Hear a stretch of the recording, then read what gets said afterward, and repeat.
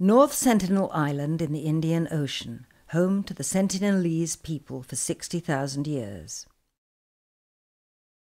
The Sentinelese resist all contact with outsiders, attacking anyone who comes near the island. In the 1990s, the Indian government attempted to make peaceful contact with them. These expeditions have now been abandoned. They survived the 2004 tsunami by moving inland as they saw the ocean retreat. The outside world learned of their survival through this iconic photograph taken by the Indian Coast Guard soon afterwards. Another people, the Jarowa, lived nearby on the larger Andaman Islands. Until recently, they too rejected all contact with the settlers who have colonized their islands.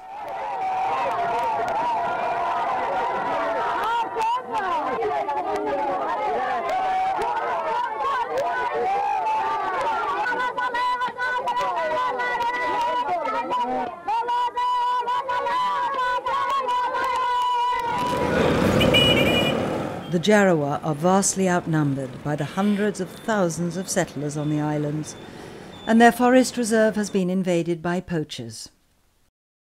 In 1998, some Jarowa started emerging from the forest and visiting nearby settlers' villages.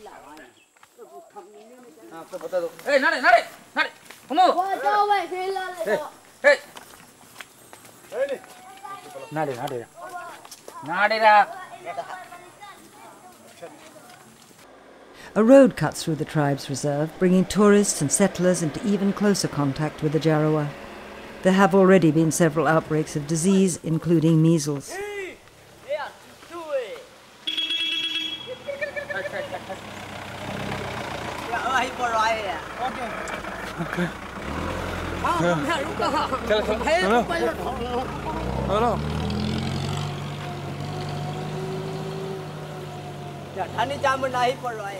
In 2002, the Indian Supreme Court ordered that the road should be closed. It remains open. Southeast Peru is one of the last places left on Earth where mahogany trees grow densely enough to be worth felling. Today, loggers in search of this valuable timber are invading the very areas where some of Peru's last uncontacted peoples live. They bring disease and violence with them. Armando, a Yaminawa man, explains what happened when loggers contacted the neighbouring Murunawa tribe. When the Murunawa first appeared, 20 families died. They arrived at the village. That was where the disease hit them and they died. Almost all of them died. The old men and women, the really old people, didn't survive. They died from headaches, from colds. They didn't know what an illness was before all this.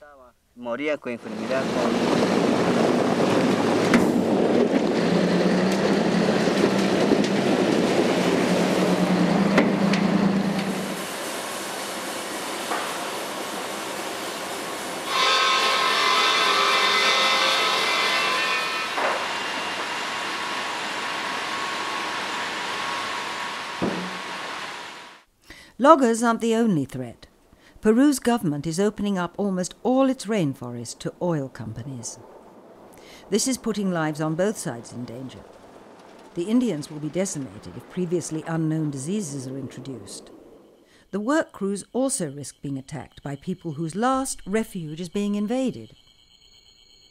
Some isolated groups have left signs in the forest, like these crossed spears, making it clear they do not want intruders on their territory.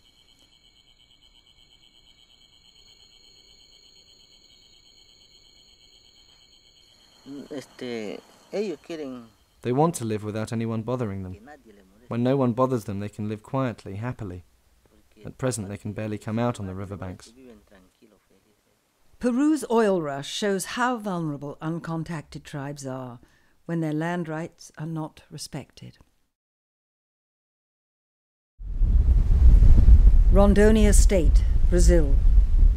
Amongst these endless soya plantations and cattle ranches, a patch of rainforest survives. It is here that 6 people, the last of their tribe, hunt what little game remains in the forest. No outsider has mastered the Akunsung's language, so no one can know the full horror of what these people have witnessed. But we do know that the cattle ranchers who have taken over their land massacred all the other members of their tribe. They then bulldozed their houses to the ground and covered them with earth, trying to remove all traces of the village and its people. The last of the Akunsung dance, but it's clear their genocide is nearly complete. Within a few short years, the Akunsung will be no more. Another people, another way of being, another small part of humankind's astonishing diversity will be gone forever.